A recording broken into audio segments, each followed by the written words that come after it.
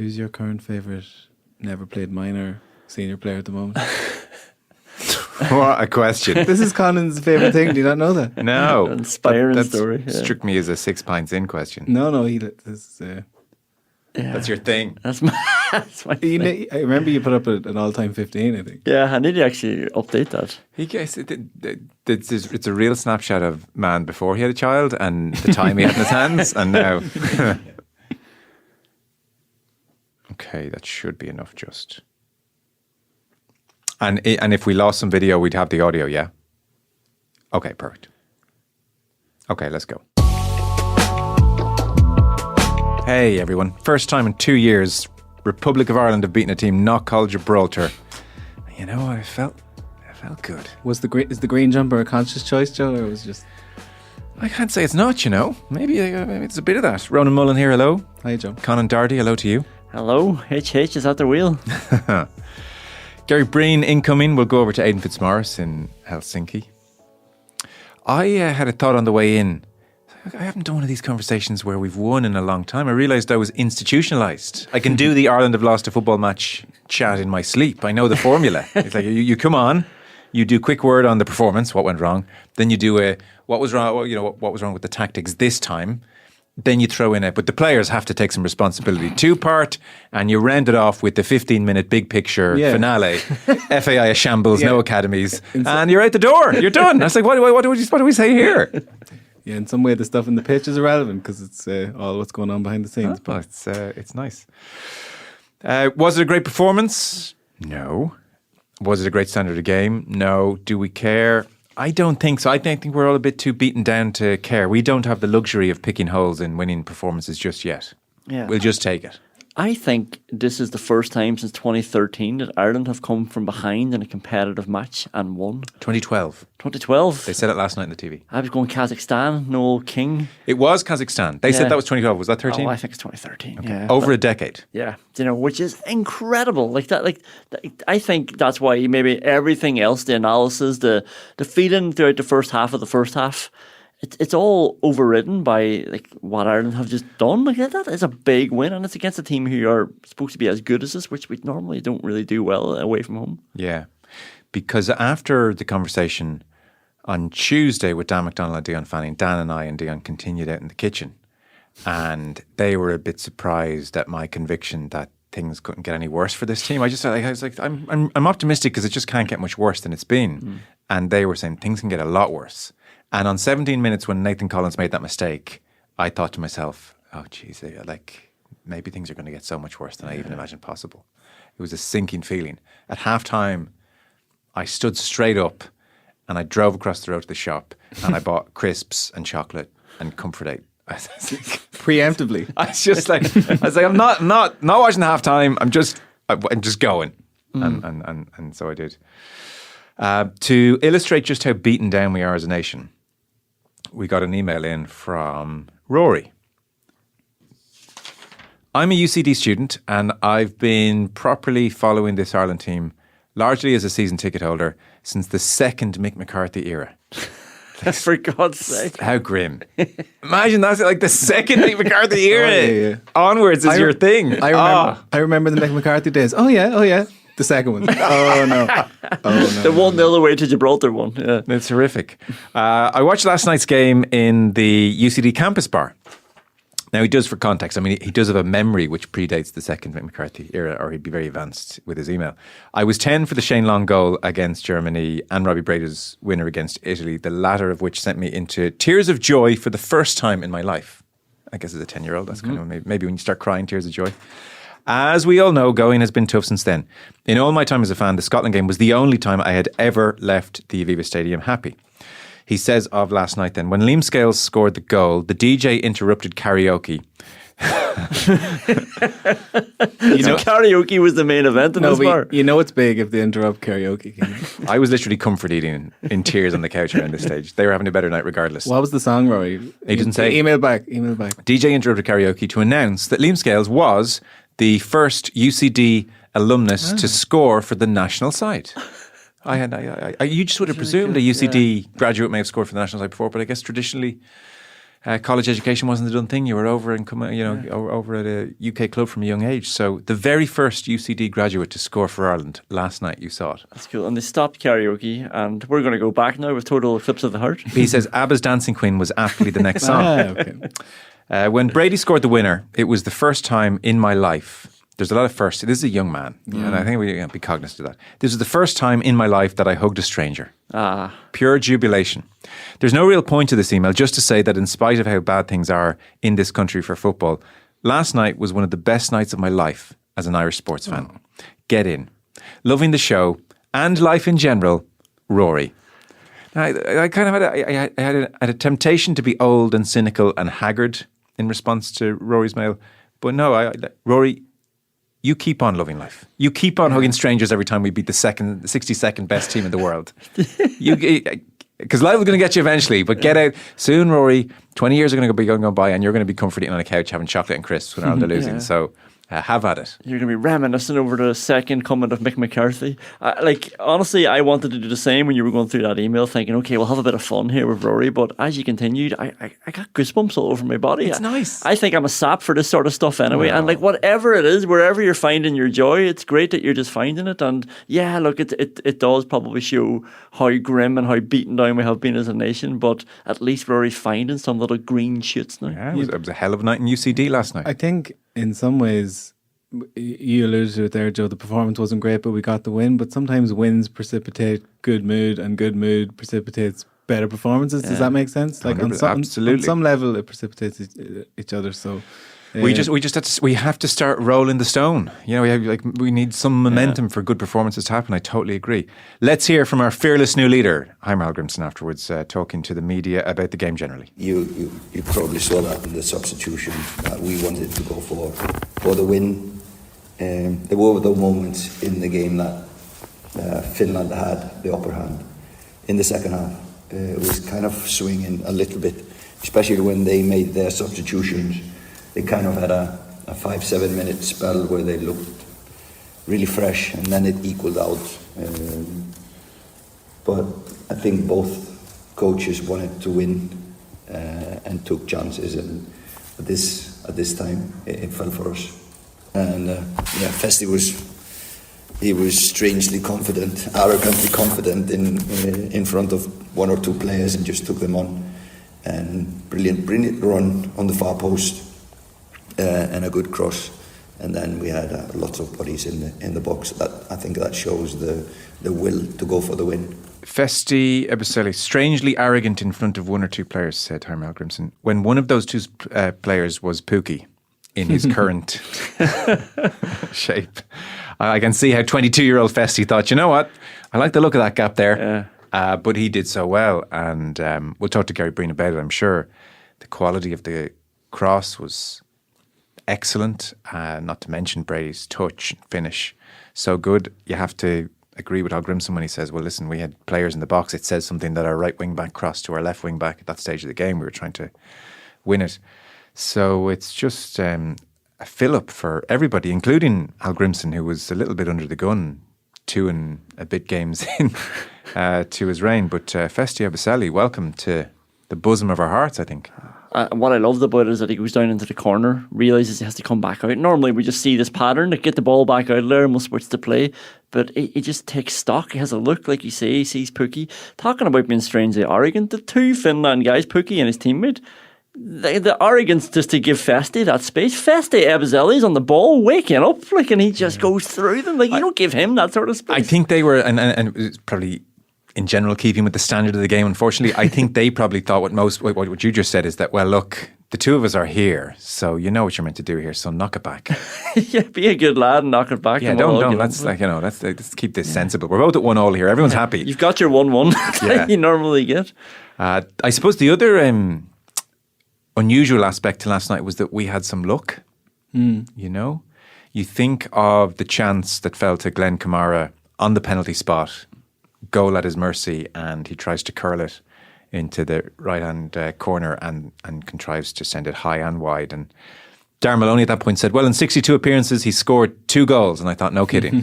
But also the header. Was it Schuller's header at the end? I can't quite remember his name, but even watching the slow motion of that header, This is like a silly thing to say. It makes no sense. It's not based in reality or data or science. But in my heart of hearts, I just feel if Stephen Kenny was still the manager, that goes the other side of the post into the net. And I don't know why I'm saying that. I don't know why I feel that. Again, it makes no sense. But there's just that circuit breaker that sometimes a new manager can inject into a setup. It was one of those that look, yeah. It was one of those deceptive camera angles on the live action where you don't actually know where the ball is going to go, but you're just presuming, having watched Ireland, that it's going to go in the net. Of course, it's going. And in. it didn't. Yeah. And obviously Stephen Kenny is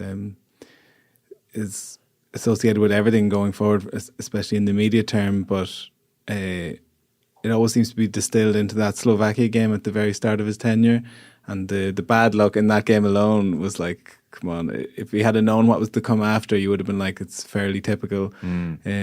So yeah, I echo what you're saying there. I think that's your momentum point, though. Again. Oh yeah, if Ireland beats Slovakia, and they still would have had to win another game, so it's not as if that was the total sliding doors moment. But still, yeah, that changes everything. Yeah, so.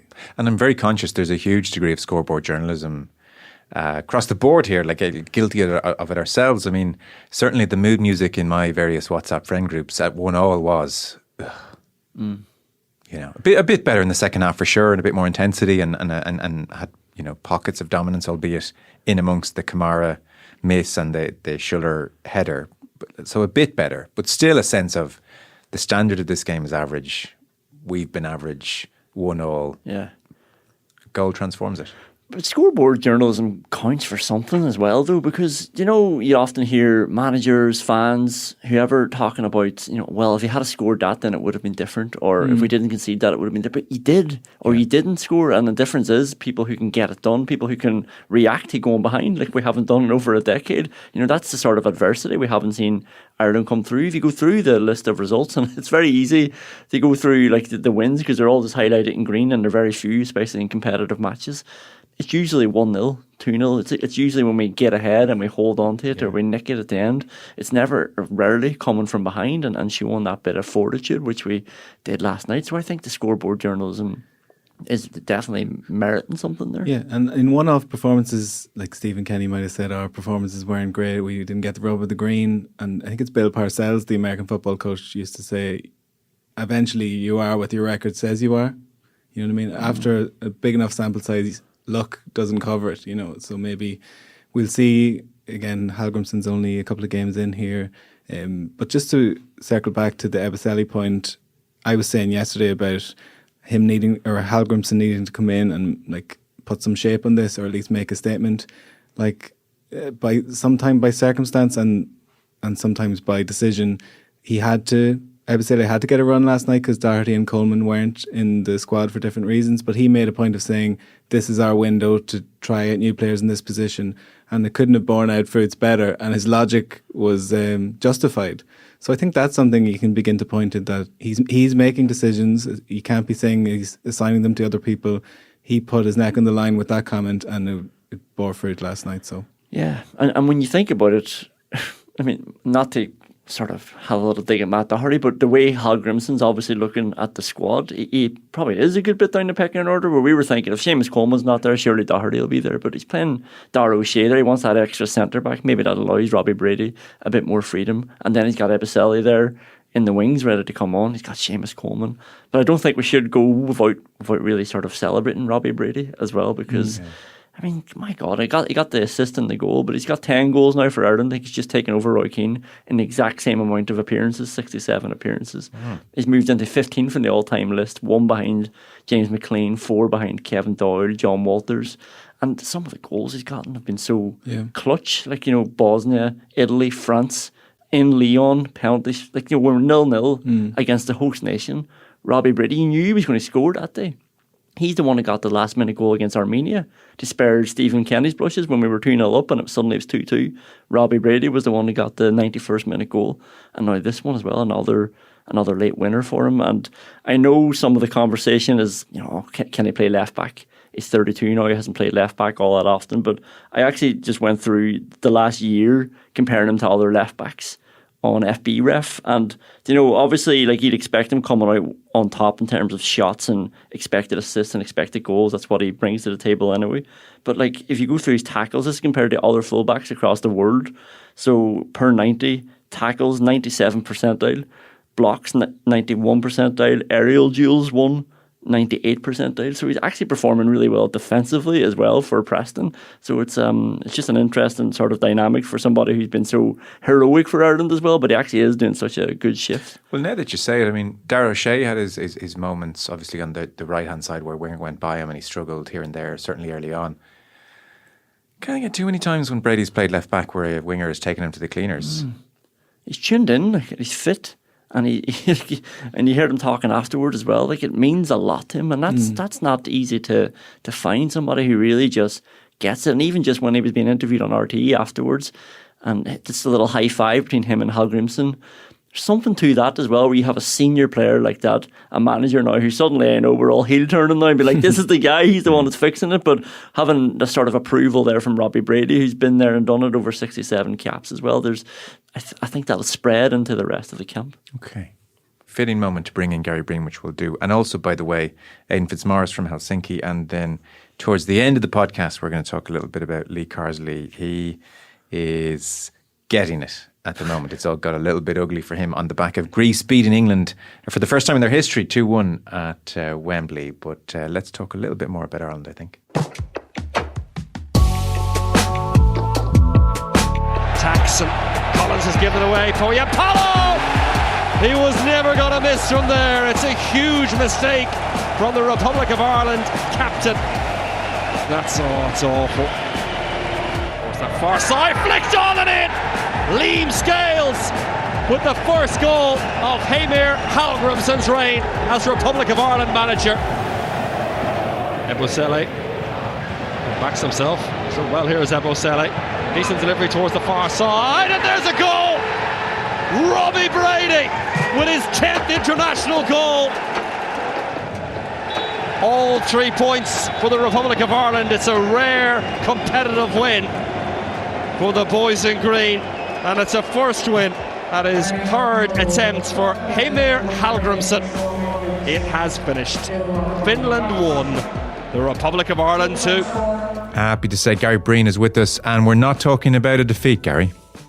We're not. We're finally talking about a win for Ireland. Heimir talked about stopping the bleeding, and we have done that. And it's such a good feeling. You could see the euphoria in the players. You could see it from the supporters. And by no means perfect, but it's a starting block and something from which these lads can build on. They've had so many punches, bloody noses, had to contend with so many pressures associated with wearing the jersey. And now they get to experience what it's like. And I hope that it's the type of experience now that sets them up for more of those type of evenings. Let's start with how it finished, because that was a fun moment. Festi Ebosele, welcome to the party. That was a very special kind of moment or two from him, wasn't it? That was incredible in terms of how confident he was. And Heimir said about that, he could see that he was confident leading into the game. A big call, the fact that he was brought in, much made of Matt Doherty not making the squad, and it was to create a pathway for him.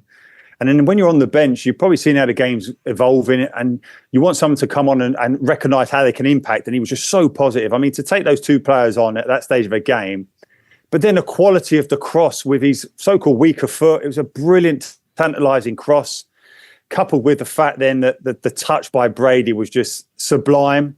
Sets himself up, his eyes lit up. He knew if the contact on the touch was good, he would have a shooting opportunity, and he took it. And now you have to kind of give credit to the manager, because we often say about making decisions within a game in terms of your game management. How can you influence the result? He went after it. And the fact that the likes of Festi was in advanced wing back on the right-hand side and Brady's in advanced wing back on the left-hand side to create and score the goal. And they're the kind of substitutions that were made to kind of sacrifice the likes of Smodic and Ogbeni to come off when you're chasing the game, which was a bold decision when you're thinking, no matter how tired they were, they're two of your biggest goal threats. He made a decision to take them off, and what a difference it made. Yeah. Right wing back to left wing back is a nice way to win a game, I think. Oh, yeah. And, I mean, you're so right about Ebosele. So initially when he stood up by Pukki and the other defender, And I've seen Pukki look a little more svelte in his time. I think maybe he's maybe not as fit. But It's that old one of forwards coming back defending. You just literally don't want them anywhere near your defensive third. yeah, but there's an intelligence in Eboseli's part to stand them up, have a look, and actually, do you know what? That gap's on. But I agree totally on the cross. How many times on a weaker left foot, ball running away from you, is that cross going to go first man, not get the loft on it? He's kind of got a curious, very distinctive technique, doesn't he? Yeah, listen, we don't want to do him a disservice, and I hope that we see more of those left-footed crosses, but it kind of looked a little bit of a swinger, but who cares? But the delivery was like, I mean, we talk about and we laud about left-foot deliveries of Wes Hoolahan for Robbie Brady's most famous goal for Ireland against Italy all those years ago. But that quality of that cross was up there. It was sensational at that stage of the game, and Robbie Brady made that decision to attack from deep at the back post, could probably see that deep defender had gone underneath the ball. So for his focus, because as that ball's coming on, even in that kind of moment, everything slows down where if that first touch is good, I've got a massive chance to score the winner here. Yeah. And he had that, and we know about Robbie's technique. We've seen it so often at left foot. But that touch was just brilliant. It really was. It was a great way to win a game. Yes, and it's so easy when you know the importance of that first touch. It's a touch. Yeah. He wouldn't give that touch a second thought on the halfway line, but when it's that moment and that pressure, very easy to do something a little bit off. Yeah, absolutely. The spin on the ball that's coming into him, more often than not, it will hit your side, your instep of your foot, and it will just go off. But he cushioned it, took it back inside himself, didn't have to break his stride, and then just struck through the ball. Brilliant finish, yeah. And in fairness, the last one in Eboseli, I haven't seen much of him at Watford. He's only played 3 games this season. I'm sure people are generally aware of his story. He was born in Enniscorthy, and he went over to Derby, caught the eye obviously playing locally in Wexford, went over to Derby County. They went into administration, Udinese swooped, and now he's starting this season-long loan at Watford. I haven't seen a huge amount of him, but there were other moments, Gary, where he could beat players, and he did it a few times. But what was, the added little bit of encouragement is there was one moment where he'd beaten a player or two, and I guess you'd forgive a winger for just putting it into the area, but actually he hit a low pass. It wasn't it was a low pass to, it might have been Ferguson or somebody in the edge of the area, but he picked somebody out, and I thought, God, Troy Parrott. It was for Troy Parrott's goal, and it was, and you're right, Joe, so right, because even for a young player, and especially when it's the context that you're playing for your country, you're a rookie still at this level, but to have that composure is so impressive because he's strong, he's powerful, he's direct, so you can get your head down in those situations and be running at the defender. But the key to those type of situations is then being able to get your head up and assess what's around you. Where's the spare man? Troy Parrott had pulled to the edge of the box, and he put a lovely pass into him that Troy could, had to manufacture a little drop shoulder and then get the strike. It was straight at the goalkeeper. But on another day, that's another assist. So in terms of what he did, so positive. I was delighted with that a young player comes in and impacts like that. And it's something that the rest of the young players should look at and think, well, listen, if he can do it, I can do it. The game overall then, if you were watching, if you're watching as a neutral, come on, Joe, you're a wordsmith. Come on, put the right words attached to the game. If you were watching that as a neutral, that game, it looked exactly what it was, which was 64th against 62nd in the world. Yeah, 2 teams struggling really in terms of confidence, being regardless of the ranking, just having a difficult time. So the game was on a nice edge. We're delighted with the win, of course we are, but that could quite easily have gone the other way. There was a massive sliding doors moment with that Cowman header right a minute before Robbie Brady goes up the other end and scores. And I would have feared for this group, Joe, then if that had happened, because another defeat and the context of it, bearing in mind it's against Finland. If you're not going to beat Finland, who are you going to beat? And that would have been the argument aimed at them. Yeah. But there's a famous, there's a saying attached to Finland in terms of their character about Sisu. That's what they say. It's about determination, grit, resilience. And I think we in the green shirt showed all that. And I was so proud in terms of the way that they did fight back, because there was periods in that second half that they started. They came out at half-time and they looked strong, Ireland, and they really had the momentum, but they gave it back to Finland. And this is something they're going to have to address going forward, is having that ability to, when you have got the opposition, turn the screw on and really keep the pressure on, and they didn't. And if you think about that massive Kamara chance, Galvez had a chance as well from left back, which he's sure. So that invariably, that's 3 big chances that went our way. And maybe this team is due a little bit of luck. And we say about being a good manager, sometimes it's better to be a lucky one. And I think we were at times, but we've been on the other end of that, this group of players, where they've been unlucky. And so often this kind of squad has found ways to lose games. So it's just lovely last night to see that they actually found a way to win the game. So, we talk about what they need, and I think it was very obvious that they've gone back to basics. They've gone back to a way that is synonymous with Irish teams of the past. And I'm not saying that they're going to be anywhere near Jack's team, but I think going forward, they need to simplify it, and they need to be able to keep the pressure on the opposition in a way they haven't been able to do over the last number of years. And they just need to build on that. And I think they'll look at the positives, enjoy the moment, of course, because they've had so few of them. But they need to really focus now going on to the game against Greece. I couldn't agree more with all of that. And I dare say, even on that luck point, and we throw out all these cliches, but there is truth. There are truth in cliches. And a penny for Stephen Kenny's thoughts when Kamara misses that gilt-edged chance, or the header goes inches wide. I dare say he was sitting at home, and I would have forgiven him for thinking to himself, I didn't get many of those breaks.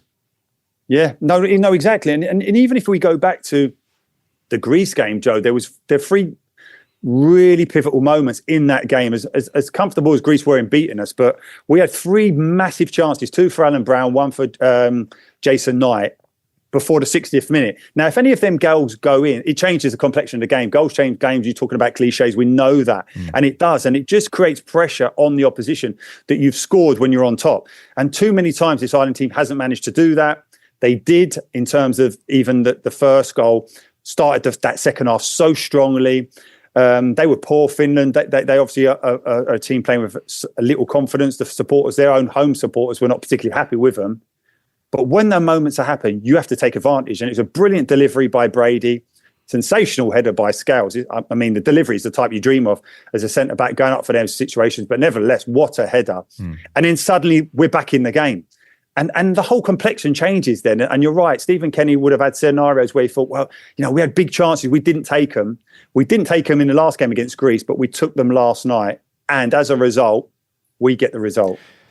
In terms of the kind of tactical setup, I guess we're in the process of getting to know how Hallgrímsson is going to set up. So to a lot of people's eyes, it was back 3 in possession, Brady pushing on, and then kind of a 4-4-2 vibe, give or take, out of possession. How did you see it though? What did you make of how it's interesting. A lot of people saying the back 3. I immediately saw it as an orthodox back 4. Okay. By the very fact that Darragh O'Shea was so tight to the touchline on the right hand side. I know, and Heimir said for us not to get bogged down with formations because they're going to try and be fluent. And I think we're seeing that throughout the world of football in terms of, where your positions are recovery in possession, where they are out of possession. So that wouldn't faze me, essentially.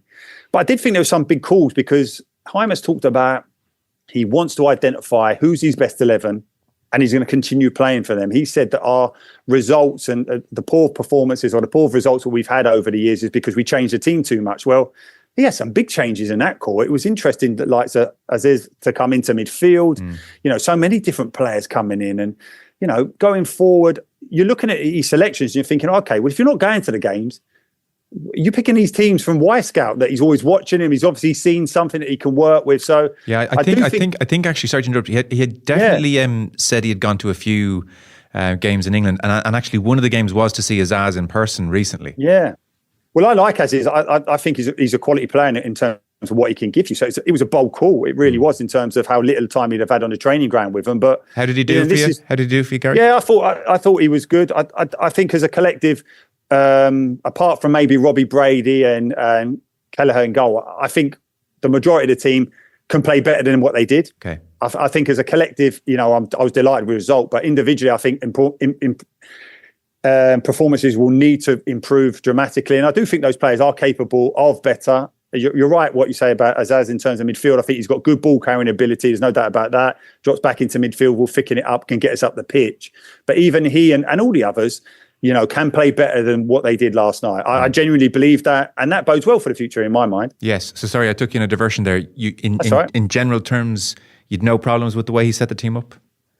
Oh no, listen, I've kept saying this, Joe. I think it's important that the manager simplifies it for this group so that they can bridge the gap that maybe we're lacking in individual quality and try and create it in the collective. I've no problem with that. I've had no problem with that throughout Ireland's history in football in terms of making it difficult for the opposition. I think the way he's done it, I think it's important that these players understand the roles. And if you listen to a lot of the comments which were coming out of the camp, and I'm always mindful in terms of what lads are saying in press conferences because they've got to say something. And the reality is they're just going to say the generic type of stuff. But they did say that they felt more comfortable with what was expected of them. And you would hope that will become more so as the time spent together on the training field increases over the next few months. So say he's having a think about things as he's trying to hit in this really core starting 11. Based on last night and to a lesser extent the other two games, but largely on last night, who do you think he looked at and thought, yeah, you're definitely in, you're definitely in, you're definitely in? How close is he, do you think, to getting that real core of 7, 8, 9, 10? Oh, yeah, and I think he's quite close now. I think definitely going into the game, as frustrating an evening as it was for Szmodics, I think he really likes him, the manager. That's obvious. And I really like him as well. And I think that the kind of the test for Heimir and his coaches is finding the position where Szmodics really does impact the game. And notably, that is being in and around the penalty box and within striking distance and getting closer to Evan. And if you think about Evan's strengths as well, more often than not, and we see it at Brighton, it's coming short, coming onto the play. So as a result, then we need runners in behind. And I wouldn't think Szmodics is particularly quick, but he's sharp. So we have to get him closer to Evan, and you want to get Ogbeni as well in those closer areas up the pitch. Who I thought Ogbeni done a lot of work defensively, but he wasn't at his brilliant best, I feel, in terms of just how much work he had to do and from how deep he was doing it. So it will be slight adjustments like that. I think he'll look at the perform. I think O'Shea and obviously Collins, but they're nailed on. Of course they are. But Collins, for the talent that he has to stop these mistakes. As simple as that. It's something that's aimed at all us young centre halves when we start, but as a kind of captain and given that honour, which is a great honour, and I loved hearing his reaction to it and what he said his family felt about it, because it resonates with me in terms of when you represent Ireland, you have the honour of wearing the armband, what it does mean for you as a professional, and you kind of say, yeah, well, listen, this is my role, but for your family, it's wonderful. So it was lovely to hear that. But I would give some context to think that I'm not convinced the armband is the best thing for him at this moment in time, because I think it takes away from his concentration levels in terms of him being more concerned about playing the role of captain rather than just leading by example. And the reason why he got the armband is probably because of that. I think some more of the senior players probably have to say to him, just be yourself. Don't try and change anything. That's why you've got the armband. But I don't know. He's just been culpable for too many goals for a player of his ability in recent games. Yeah, it's strange. There is kind of an age vacuum in the squad. I mean, it's a bigger conversation about Irish football, but we sort of went off a cliff in the 90s, kids born in the 90s producing, like Robbie Brady and Hendrick were kind of that 1992 era. There's a big old gap. And Collins even talked this week about the captaincy, and he said, a lot of the older lads have left, and so it's time for us to step up. But I agree with you. You can see this is a relatively young professional playing the role of leader a little bit, as opposed to maybe being the leader, and that's going to have a certain weight. On the mistakes thing, it's been a facet of his club career as well. I mean, he do so well in so many ways, and it could be a rash challenge and a red card, or it could be a mistake like last night. It's a strange one, because just like 2 weeks ago in the Premier League, he's waltzing by several Wolves players, shifts the ball outside to the wing, gets on the end of the cross and heads it in, and you're thinking, this guy, so much ability. And then you therefore, when you put that next to the mistake last night, I can't understand. I can't kind of explain away the mistake. What do you think he was trying to do? What do you think actually happened in that moment? Listen, there'll be no player who doesn't make a short pass or something like that. So, and Heimer's come out and says it's a basic mistake. But you're right, Joe, because we've watched him so much, and because we put so much stock into his ability and what he can potentially become. And I know he's a Premier League centre back at the moment, but he can become a very, very good one, because all the attributes are there. But when you do watch him, and we have watched him, and myself and Richard Dunn were covering the game last night, right, and we're probably looking at a scenario and thinking, for me, we both kind of think just the concentration levels. He just needs some really focus on that. And it's difficult at international level, because there'll be periods where, you don't have the ball for a lot. And that used to always be the most draining thing coming off that game. Not necessarily the physical demands of it, but the concentration levels. And I know he's playing against probably, well, no doubt he's playing against better centre forwards in the Premier League than he is against Finland. But there's just something, and the emotion that's attached with being in the Ireland jersey, and of course the armband. I just feel that, I generally believe he's got a couple more gears to go. I do think there's so many attributes there, and I'm desperate for him to do it. I'm such a big fan of him, and that's why the frustration is that just concentrate, come on, really focus. And it's hard, you know what I mean, at times in those situations because of what's happening around you and stuff like that. But he has to get that into his game. And I'm sure with the coaching at Brentford, and certainly with the likes of Paddy McCarthy, John O'Shea, who are centre-backs themselves by trade, they'll be banging that drum into him. Yes. You were also mentioning Smolix there. I think everybody can kind of see the brightness to his play. Yeah. Would you go so far as saying, listen, let's get you off trucking up and down that left wing. Let's get you central where Finn Azaz was. Is that like that kind of number 10 role? Is that where you want to see him long term? Yeah, I mean, I wouldn't be overly fussed in terms of where he starts, but you're right. I genuinely don't want to see him dogging back to left back and covering Brady and which he's a willing runner. He doesn't shirk that responsibility, which is great. But you do feel that energy should be spent better in and around Ferguson, Linkpay, Ogbene, whoever it is. I think he's going to have to find that Heimir in terms of who can really sometimes you can get combinations and they just really spark. And at times, whenever we've played Ferguson, even if it was with Adam Eder in terms of in the European qualifiers last season, it doesn't seem that any one player kind of sparks that partnership that we're so desperately looking for. So he has to find an answer there in terms of getting those players within sight of goal, because I believe that they can score goals at this level. I genuinely do. So that's something he's going to have to work on. But it's whether or not by doing that, do you sacrifice something elsewhere? They're all the questions he's going to have to start looking into. Yeah. How about Cullen and Knight in that midfield area, Gary? Yeah, I thought it was a difficult evening in terms of what they had to do. The game. The one thing will always be a problem for me, and has been, and was again last night, is that no matter what system you're trying to play, our ball retention is just it's way below where it has to be at international level. It's simple as that. We give the ball away far too often. If you think about people like Cullen, continuity player, I couldn't believe how often he gave the ball away. And it wasn't just him, it was Brady as well with that sweet left foot, just kicked it out of play, trying to switch for play. And it's those moments, Joe, that they really have to understand, these lads, is that by giving the ball back, any type of pressure that you're trying to build just suddenly goes, because it gives the ball back to the opposition. They can have a breather. And this is something that, that famous saying of Jack Charlton's is put them under pressure.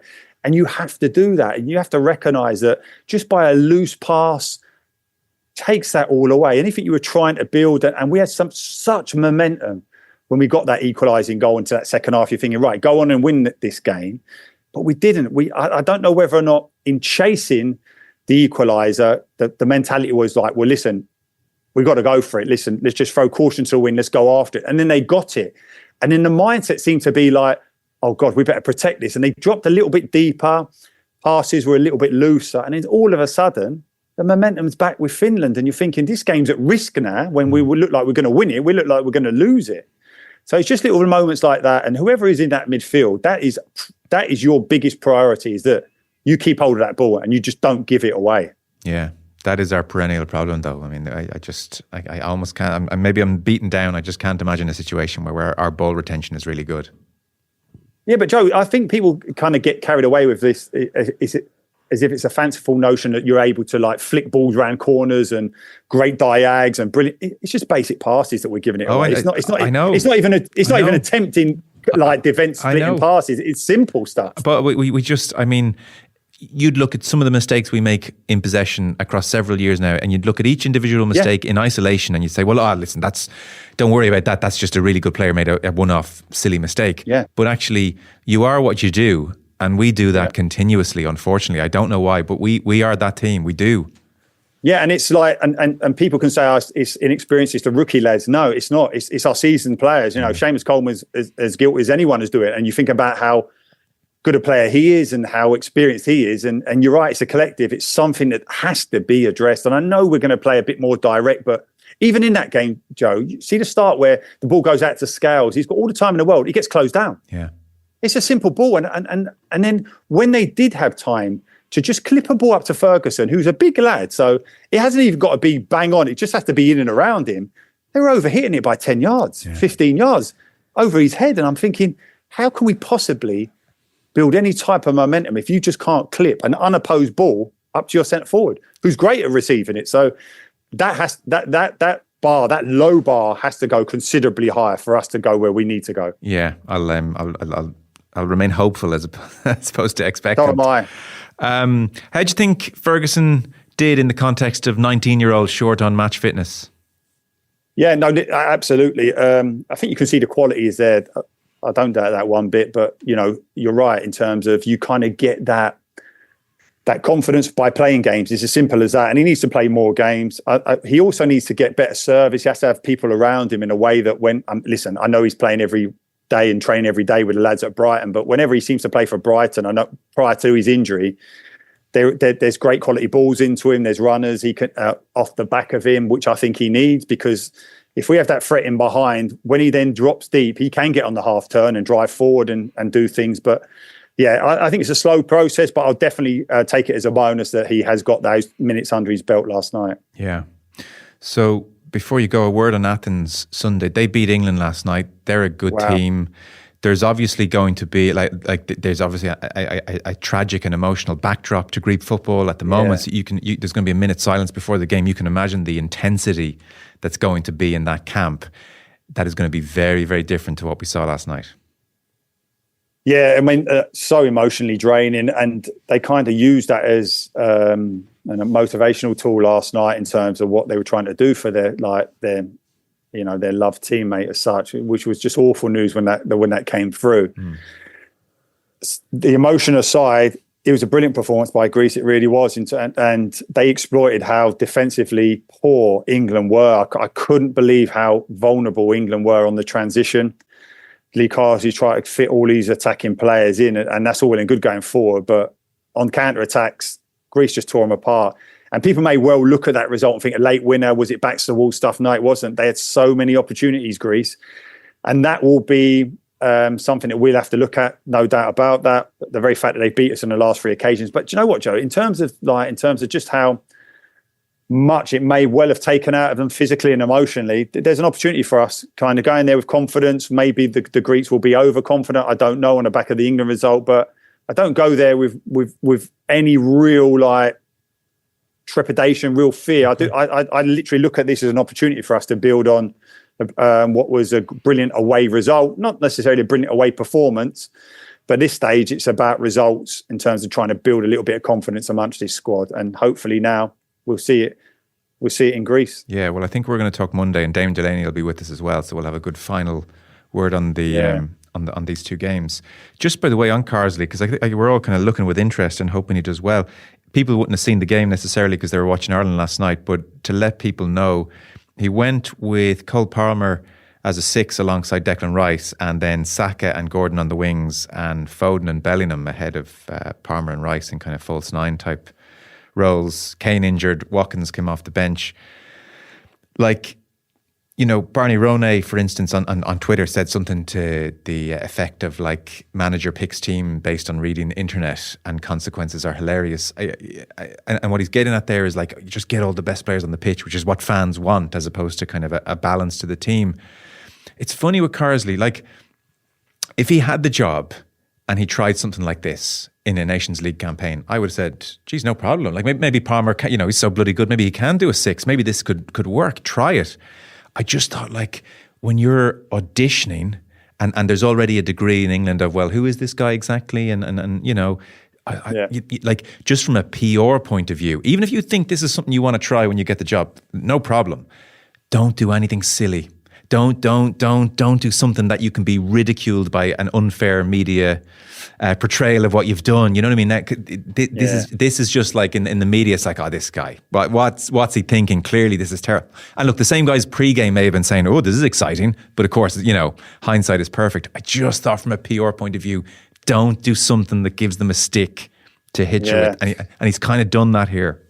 Yeah, it does. The reaction will be that. But ultimately, as England manager, you're going to be judged. You might win games, but you're still going to get huge pressure for the players you've left out. Sure. And if I give you an insight, Lee Carsley is not going to pick a team based on getting the best players. He must have seen something that he potentially thought could work, but it didn't. It really didn't. And as much as you talk about getting your offensive players in there, what it did show is that the likes of Trent Alexander-Arnold just can't protect the team on transition.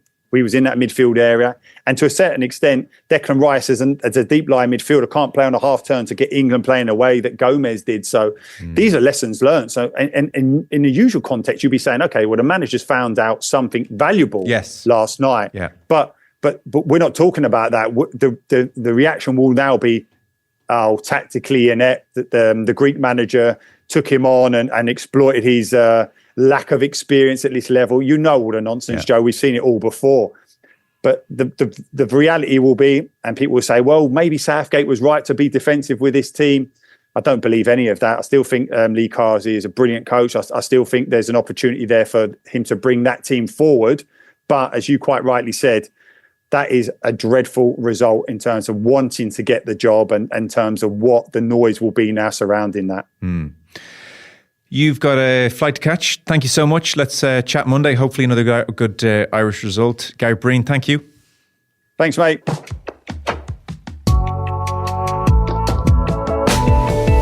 There you go. Gary Breen, Ronan and Conan back with us. Gary, like the rest of us, not under the illusions it was the world's greatest performance, but we just don't care anymore. We're that desperate. We don't care anymore. It's going to be a long time before we're talking about quality of performance. Yeah, we won, but was it good enough performance? We're not there yet. Am I that beaten down that I enjoyed the performance? I thought it was a good performance. Even when it was 1-0 in the first half, I thought, geez, this is going all right.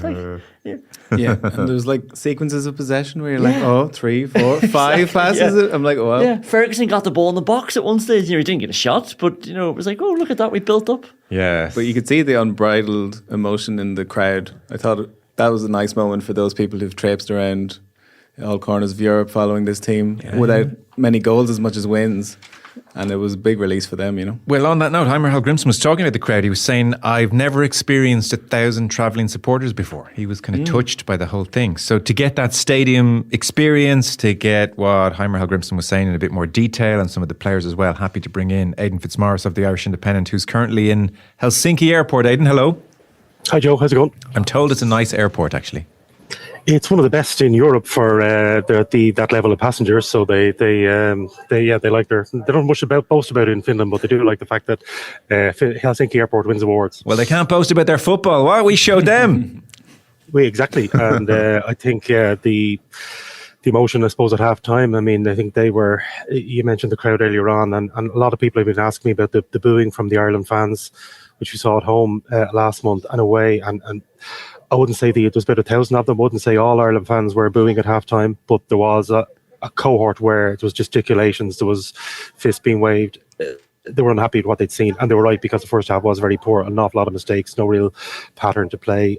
But whatever was done at halftime and the shape and the energy they saw for the second half was a lot better. So those, as I said, I'm in the airport at the moment, a lot of those fans that are already en route to Athens, a good few here around the airport at the moment, finding different ways to get to Athens. It is remarkable, I think, over the years with Irish football, that's how poor the team has been. There are very few nations of our size who will bring 1,000 fans to Finland and bring another, probably the same again, to Athens on a Wednesday.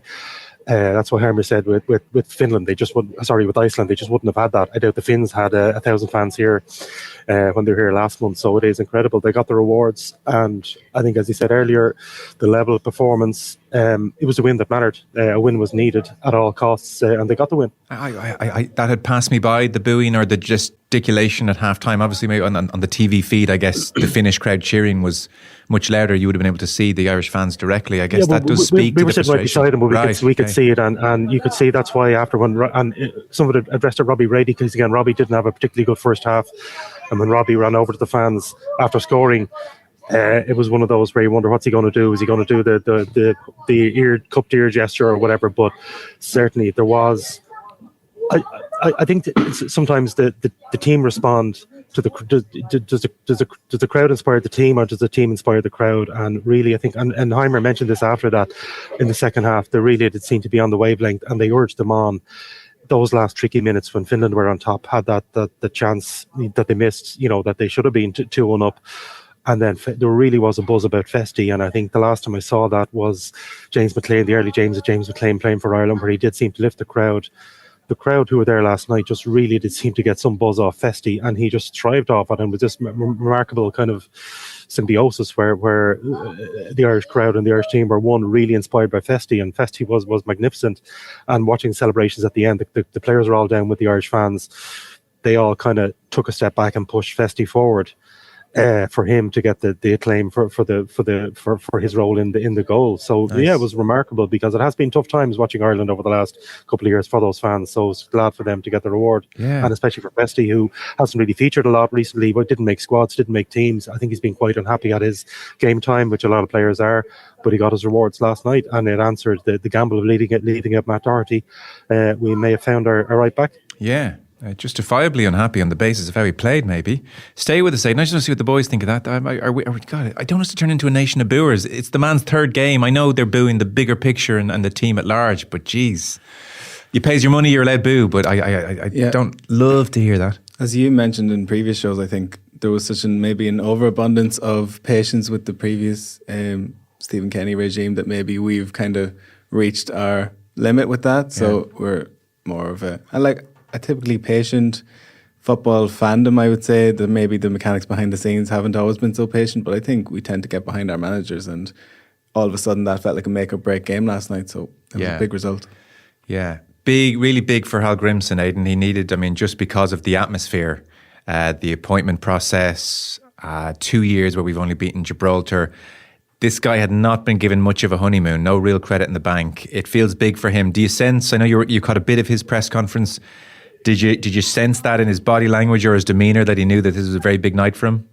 He was quite calm. He did go down to the players went down initially, and then Heimir went down himself and applauded them, and he's quite calm again. I think he's different to the person who's come in from, someone like Martin O'Neill. He had such big games at all levels, particularly with Celtic and in the Premier League, where he went to Anfield and Old Trafford and these places, and particularly with Celtic in the European games, trying to get big games.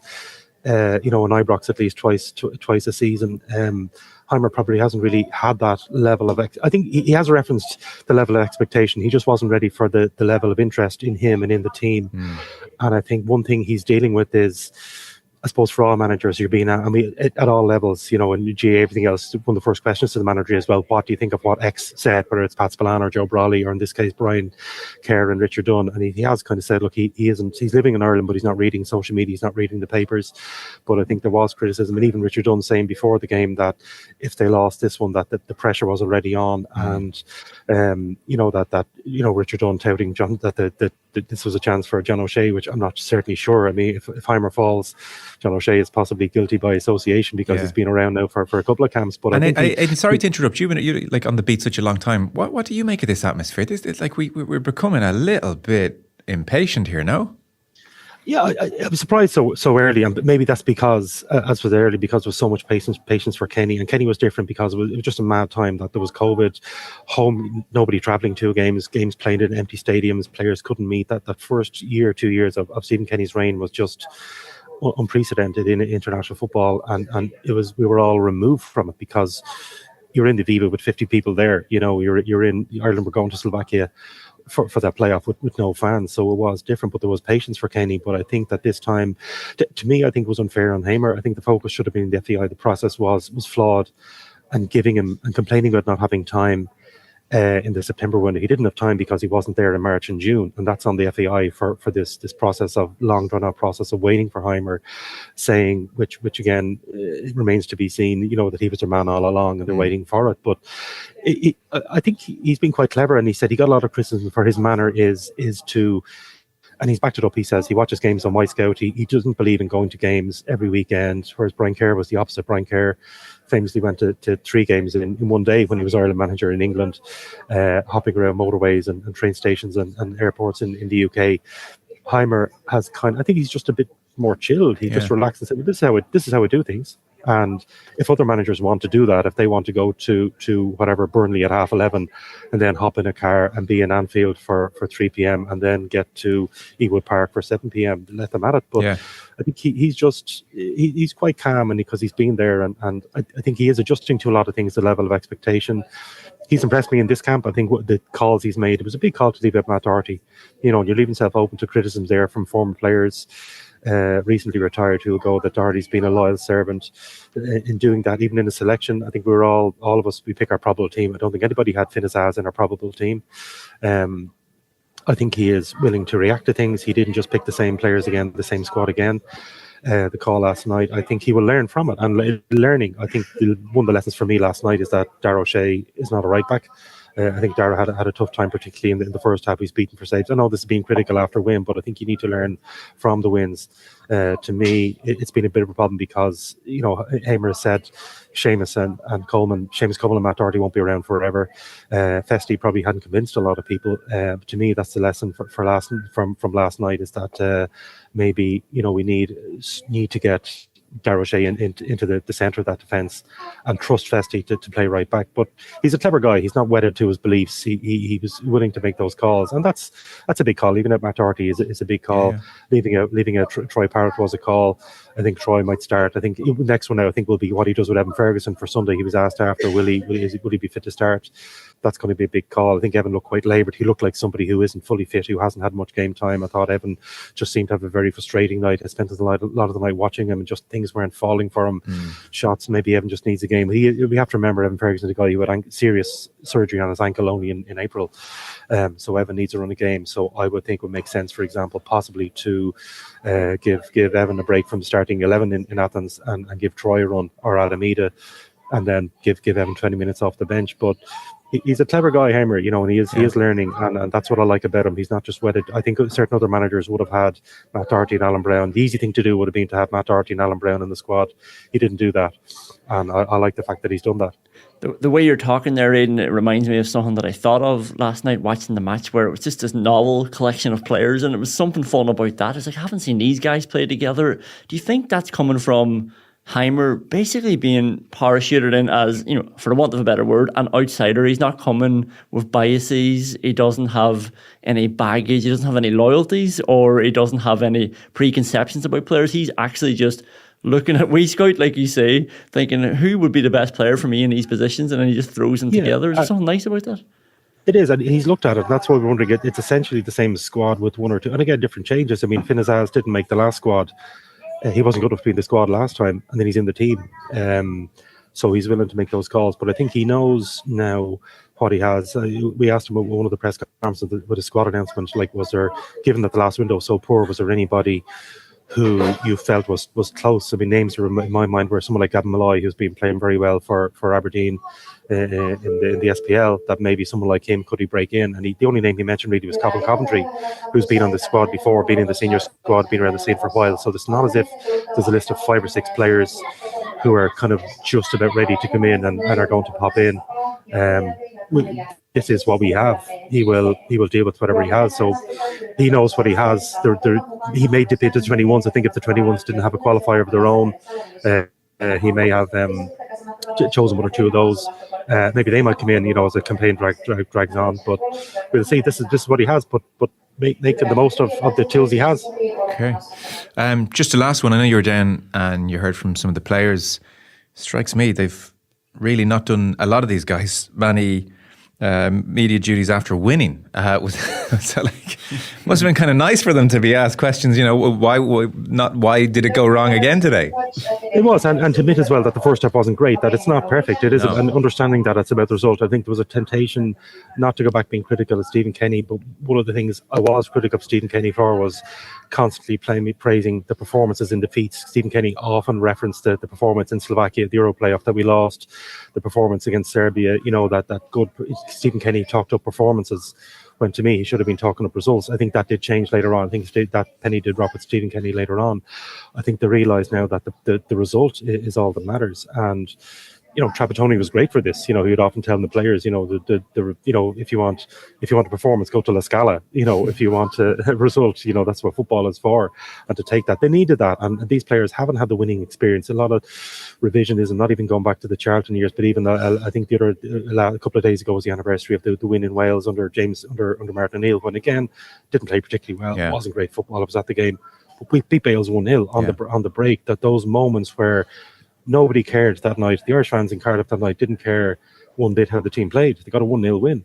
And to bring that back and to talk down performances, and Heimer spoke about that in advance, and I think that will come as he said. One other interesting he said as well, Joe, was that he's eased off training time and did a lot of talk about meetings and having players talking to each other, and I think he realizes that time together as a group, it's very fractured. You come in and you're coming and going, and the first day Troy Park couldn't train the first day, the Monday, because he trained on Sunday, that he felt it was more important for these players to get to know each other as a team. And again, I think he draws a lot of his experience with Iceland. I think we're going to see an awful lot more little tricks.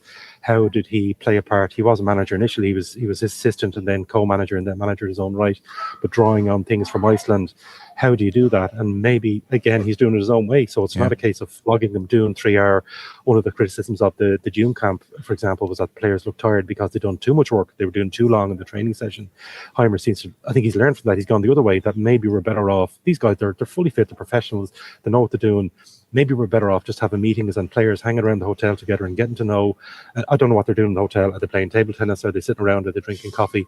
But getting to know each other more as a group. And I think we saw that in the second half, the way the team bonded and responded. The team grew with confidence. And you could see that in the performance, in the result. I think it is going to be difficult. And I think it's going to be, I've never experienced this situation with the George Baldock situation where this Greek team have lost not a recent player, a current player, a teammate, a friend. I can't honestly remember that in my time covering football where a player like has died in camp. So it is going to be very emotional. There wasn't a brilliant crowd for the last home game. I think the ball, a lot of situations now, I think the Greeks are going to have a good crowd for this one. So that is an element for Ireland to deal with. That emotion, it's going to be a hugely emotional night for the Greeks to play at home just a days after George Baldock died. So that's going to be a factor. But I do think the pressure is off because of the result. So I think coping with that. But certainly I see a team that's a lot more confidence, a lot more spirit, a lot more. And they have know-how is huge in football, Joe, knowing how to win a game. This team haven't done that for a long, long time. They've done it now, third game in for Heimir. They won a game away to Finland, and more of the same. Absolutely. Well, listen, flight beckons for you. It's a difficult packing challenge, Aidan. 10 kgs, you're managing Finland and Athens. I mean, you've got Bermuda shorts on. Jumpers and gloves and hats and everything else for Helsinki. And it's 30 degrees in Athens. I think the fans certainly, it's very pricey. It's strange to find somewhere in Europe that's more expensive than Dublin, but kind of €20 for a pizza, €12 for a glass of wine or a beer. I think the fans would be relieved to get to somewhere more affordable in Athens than Helsinki. But I think that won't affect the game. I mean, it's 9:45 local time kickoff, so it'll be easy enough. But certainly, I think just everybody, Irish football, we're not part of that. The media, we're a very small part of it, but the team, the supporters, the FAI, the staff, everybody else, I think just everybody's mood is a little bit lifted going to Athens, and we can enjoy it. I think going to Athens with another defeat would have been huge pressure, and now it's turned. Now all the pressure is on Lee Carsley. Yeah, wow, we were just talking about that. It sure is. Yep. Listen, you bring those expensive receipts home. There's no trouble there. Stamped, approved. Thanks so much. Much obliged, Aidan Fitzmaurice. Thank you. Thanks, Joe.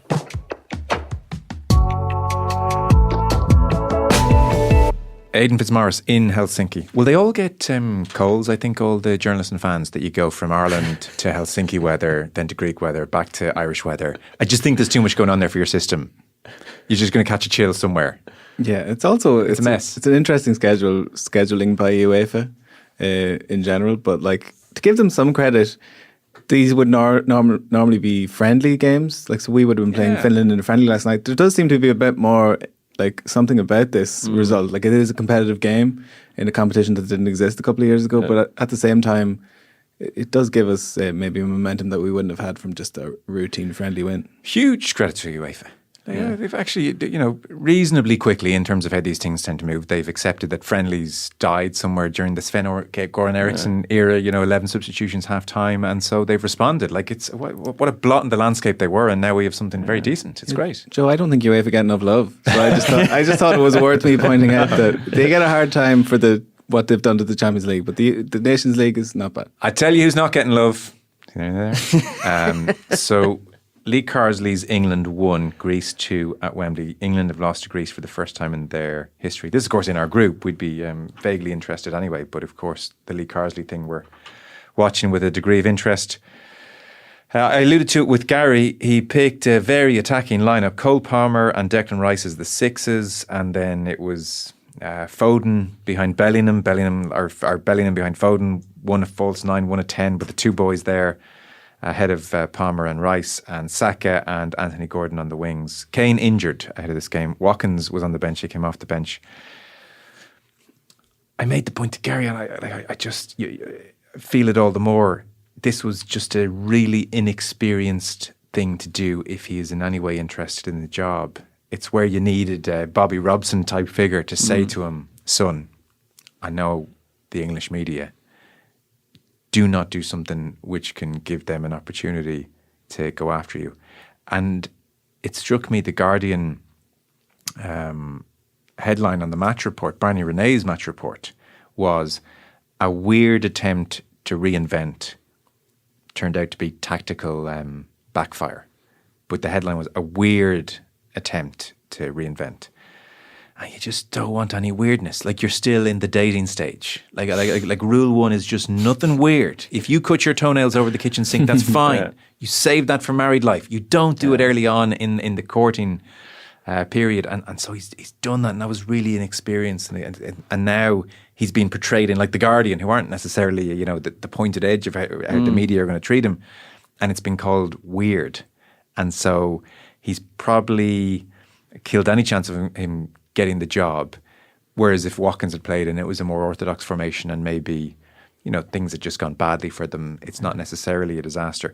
As it turned out, by the way, and Gary alluded to it, I didn't see the game. I was watching Ireland, obviously, but to read some of the match reports, I mean, it was kind of Greek dominance. So Barney Renee's report says Carsley tried to be creative in the absence of the injured Harry Kane, playing Bellingham as a false 9, Foden as a 10, Palmer in a deeper role in midfield. The system was muddled, though. Greece repeatedly sliced through England's midfield.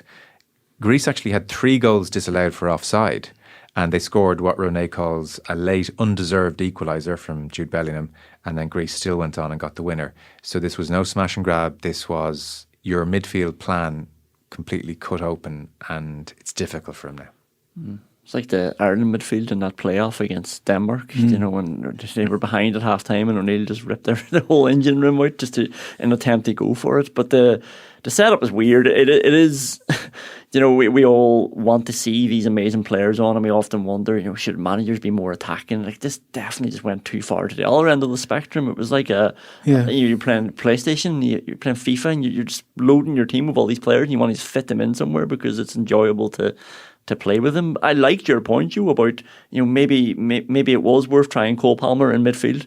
Maybe that is something you could try out in the Nations League, see if it works. But what a way of stacking the deck against trying that when you're playing everybody else in this weird formation too. The right time to do that would be playing Cole Palmer there with a proper settled team.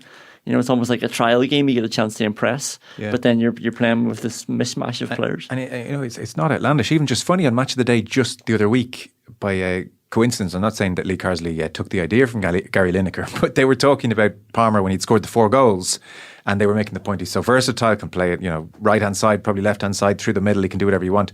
And Lineker said at the end of that, I think he could play 6 as well. Now I don't think Lee Carsley went, but the point, it's not an outlandish football view to think somebody with this kind of all round brilliance could do it in a 6. But as you say, if you're doing that little experiment, then cushion it by having a more orthodox formation around him. But I can't get a read on, and I know we have some clips from the press conference we'll get to, but I can't get a read on his approach, because this is the approach of someone who's making a pitch for the job. Like, look how creative I am. I'm blooding all these youngsters. The mood music around him in this camp has been terrific. Jack Grealish says you've basically, I'm reborn because of Lee Carsley. Not to mention all the players that he had with the under-21s, including Gordon, Palmer, Angel Gomez, who he brought in from the wilderness, and now is like people are clamouring for him to be in the starting 11. So I just think it's odd that he would make this move. And then if you look at the average positions on the pitch last night, so you've Trent Alexander-Arnold, who was another player he's brought in from the cold. And him and Palmer are adopting that right wing position. So where Palmer would usually see him for Chelsea cutting in from the right hand side, and that's where Arnold was operating. Alexander-Arnold was operating, and they're literally just stepping on each other's toes. Okay. They're just on top of each other. So It seemed to have been a muddle. Whatever way it all transpired, really, in all the match reports, just none of it kind of worked. And as a consequence, even with all that creativity on the pitch, England weren't remotely creative. So it just backfired on every front. Porous and then not creative. He spoke to ITV, immediate aftermath. Gabriel Clark, naturally enough, tactics were up for discussion. We tried something different. We tried to overload the midfield and play a little bit differently.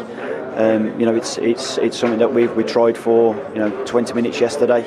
It's something that we experimented with, and it was disappointing that it didn't come off. But I think it was probably unrealistic to expect too much, and I think it's a case of trying again. Someone right now in TalkSport is screaming, and they only tried it for 20 minutes. That's exactly what I was about to scream. I was like, hang on, was that a defence of what he had done, or was that an excuse? Is that an indictment of me, the manager? Oh no!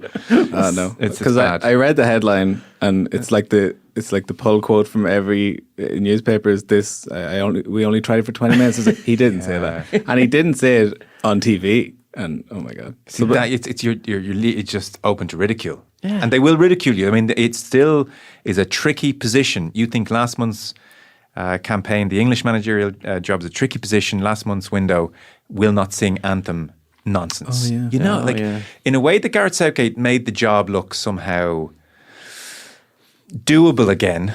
Lee Carsley has reminded everybody how difficult the English job is in these two windows. Ridiculed for different reasons in both windows by an unfair media. Of course they are, but that's just the nature of the gig. And don't do the 20-minute thing. Don't volunteer that. Yeah, it is the thing, through all the criticisms I would have had of Gareth Southgate, or shortcomings that I feel like he has, he didn't mess the job up. Like everybody else would have come in and taken his amazing team and messed it up somehow. He didn't do that. He had a consistent base level with them. Yeah. Did all right, got them to finals that they could have won as well on another day. But I don't like, though, the backdrop or the tone of this Lee Carsley performance now, where it's like, well, see, it's not like, why is it suddenly Southgate or Carsley? There's somewhere in between that we could pick somebody who has a bit of both. So press conference then, he was naturally enough asked about his future. This is the second of 3 windows he's due to take. I was quite surprised on the after the last camp, in terms of like the job's mine and like it's mine to lose and all the rest of it. Now, my remit has been clear from the start. I'm doing 3 camps. There's 3 games left, and then hopefully I'll be going back to the 21s. So it's neither almost no impact. Hopefully you'll be going back to the 21s. Though, do you not want the job permanently? Or? No. I said at the start that I won't rule myself in or out, and that's still the case. I'm more than comfortable in my position where I am. The remit was clear. I'm comfortable and confident with that. So. After the first camp, I definitely didn't get too excited or believe too much. I know that I'm very, very aware that this job is one of the best jobs in the world in terms of the you've actually got a chance of winning. Obviously, I'm talking about that after a loss, but in terms of a major competition, and that's still the case. It's a perfectly reasonable answer, I think. But again, even that's been turned into, he doesn't even know if he wants it. Why he wants the 21s, show? Like all of that kind of stuff has started. There's TalkSport 10 minutes. I know Troy Deeney's part of it, and the headline is like, he doesn't speak well in the media. That stuff has been now thrown at him. I always had that concern for him, I have to say, in advance. I just didn't know if he was as kind of... Well, sorry, I did know. He certainly wasn't as polished as Southgate, and obviously you go from really not having to perform those duties very often into the lion's den. It was going to be difficult for him, and it's a rough morning for him. I feel very sorry for him this morning. Like, he has been ridiculed. Yeah, it's just like, to my earlier point, it doesn't quite jive for me what he's saying there, because everything he does seems to be with a view to exemplifying what he's bringing to the party.